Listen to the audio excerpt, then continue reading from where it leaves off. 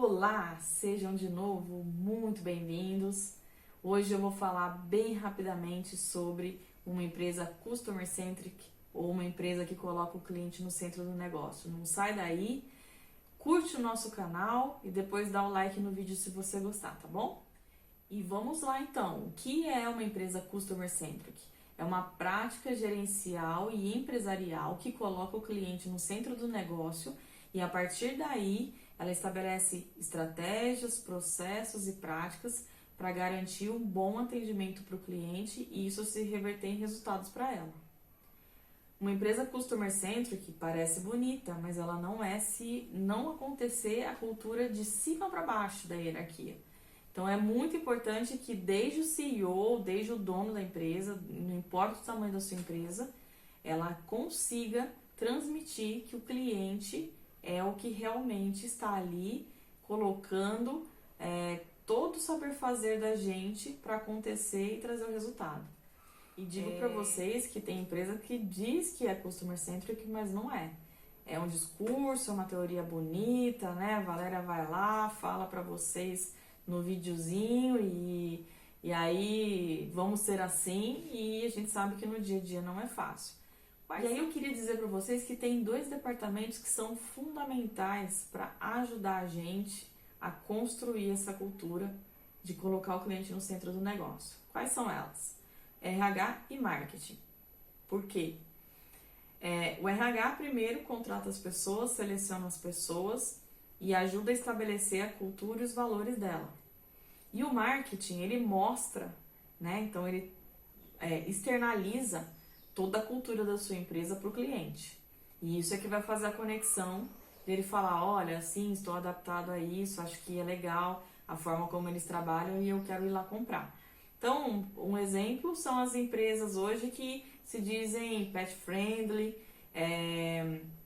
ou que elas defendem uma causa que, olha, são produtos veganos, são produtos que atendem determinado tipo de nicho, e a pessoa vai lá e ela fala, puxa, isso está adaptado com os meus valores, eu criei uma conexão.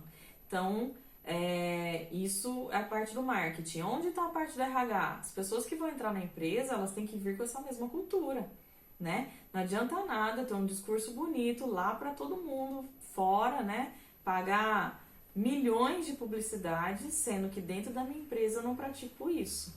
Então, quando a gente define lá nossa missão, visão, valores, estabelece onde estamos, para onde vamos, né? Como queremos fazer isso, temos que contratar pessoas habilitadas para isso, com essas culturas, com esses valores, e isso também ser transmitido para o cliente que vai também linkar com tudo isso. Então, lojas, por exemplo, que vendem produtos para animais de estimação, por exemplo. Se eu não gostar de animal, como é que eu vou trabalhar nessa empresa? Né? Eu não vou conseguir transportar tudo isso. Então, é importantíssimo esse papel. E são elas que vão mostrar realmente a imagem da sua empresa, porque a partir do momento que o colaborador ele também externaliza o que ele vive dentro da sua empresa, é que cria também um marketing informal, mas muito bem quisto aí fora, pelas pessoas. Falam, olha, puxa, isso daí são os valores. E aí traz pessoas para virem trabalhar na sua empresa adaptadas a esses valores também. Então, tudo isso está linkado. E é a partir disso que você vai conectar todos os outros departamentos da empresa. Então, é a mesma coisa. A pessoa que trabalha no departamento financeiro da empresa, ela pode ter uma grande habilidade, mas se ela também não tiver determinado valor linkado com a estratégia da sua empresa, não adianta, ela não vai se adaptar a esse trabalho. E vocês também não vão ter tanta assertividade nessas posições. Então, tudo é uma construção, tudo está interligado, né? Então, para ser uma empresa customer centric, a gente tem que ter literalmente paixão pelo cliente, paixão por aquilo que vai realmente fazer a mudança e a diferença na vida deles, né? Se colocar no lugar do cliente, ter empatia sobre isso, ouvir ele, né? Buscar também dar autonomia para a equipe. Então, a partir do momento que você treina, conduz, você consegue ir gerando isso para eles e é extremamente positivo, tem um ganho muito grande na velocidade da resposta para o cliente também. E você também trata todo o feedback dele. né? Então você ouve tanto a parte da sua equipe com as dificuldades internas e você ouve as dores dele para poder transportar isso para a estratégia, né? Com o período da pandemia, a gente percebe muita mudança, né, do comportamento do cliente, o que ele precisa, o que a tua equipe também tem que se adaptar. Então, ouvir mais, entender melhor todos esses pontos vão fazer com que a sua empresa vá se adaptando. E aí o cliente percebe isso e te avalia, né? Porque como é que a gente sabe que a gente está fazendo um bom trabalho? Através de avaliação. Então ele pode entrar por exemplo, um Google e relatar como está a experiência dele com você, te avaliar com nota lá das estrelinhas, né? Isso acontece também nos aplicativos de, por exemplo, comida. Você avalia como foi o restaurante, como é que estava a comida e etc. E tudo mais. E as próprias avaliações que a empresa faz quando ela aplica pesquisa. Então nós temos 3 formas hoje de medir como está a satisfação do cliente com a sua empresa. A mais utilizada hoje para medir isso é a nota NPS, que é a sigla de Net Promoter Score, ou seja, a nota líquida de quem realmente promove a sua empresa. Como é que é feito esse cálculo? Lá no blog eu tenho a descrição completa desse texto, tá? Vou deixar o link aqui na legenda para vocês. Ela é medida através de uma única pergunta. Então, eles vão te perguntar, de 0 a 10, qual é a probabilidade de você recomendar o nosso produto ou a nossa empresa para um colega ou um amigo? E aí você tem de 0 a 10 para responder. Quando você coloca na avaliação de 0 a 6, são as pessoas detratoras, aquelas que não estão contentes com a sua marca e estão muito insatisfeitas mesmo. De 7 a 8 você tem os neutros, para eles não tá nem bom nem ruim. E tem o 9 e o 10, que são os seus fãs, os seus embaixadores de marca.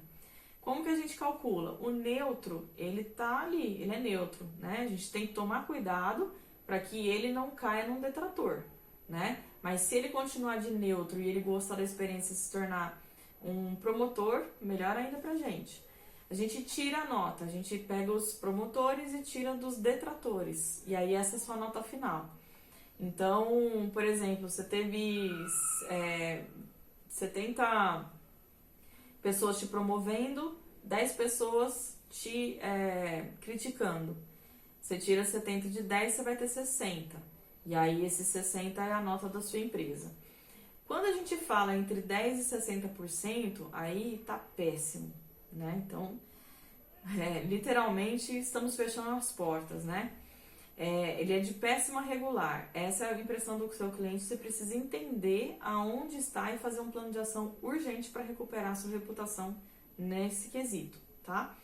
De 70% a 80%, ele é regular ou bom. Então, tem oportunidade de melhoria, mas ainda está satisfatório, está atendendo bem. E de 80% e 100%, ele está de bom a excelente. Aí, show, é o melhor dos mundos. E agora nós temos que trabalhar para manter ou superar esse indicador. Aí a equipe tem que trabalhar em cima disso também.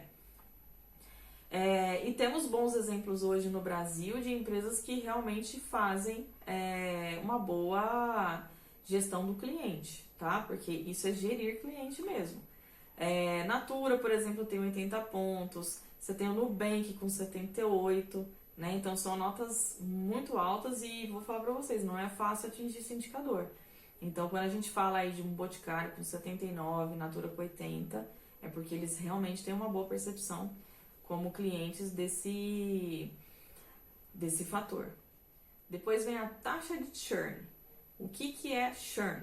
É o cancelamento de um serviço. É bem fácil para você entender, por exemplo, um serviço que vende TV a cabo, por exemplo, né? Quando eu vou lá e faço a minha conta, né? Quantos clientes ativos eu tenho e quantos cancelaram o serviço nesse mês, eu tiro essa conta e eu consigo descobrir a minha taxa. Então, por exemplo, eu tive 10 pessoas que cancelaram o serviço e eu tenho 1.000 pessoas ativas aqui na minha base de clientes. Se eu fizer essa divisão, eu vou chegar no churn de 1%. Então, até 2% é considerável, né? Porque a gente tem realmente todos os meses pessoas entram e pessoas cancelam. né? Até 2% é um índice aceitável. Acima disso, você já tem que tomar cuidado. O que está acontecendo? Por que as pessoas estão cancelando determinado serviço comigo? E fazer essa reflexão, entrar melhor no detalhe. Por último, é o Lifetime Value. O que é isso? O tal do LTV, né? É o valor de vida de um cliente.